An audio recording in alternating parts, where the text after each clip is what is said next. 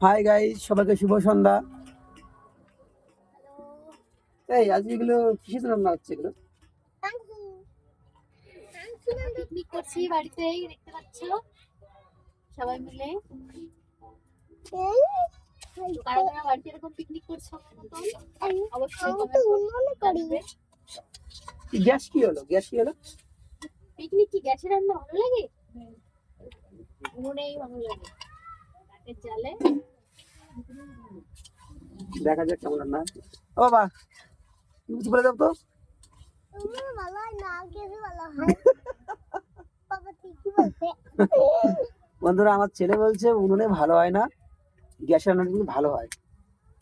গ্যাসে তো প্রতিদিনই খাও, আজকে খেয়ে রাখো না।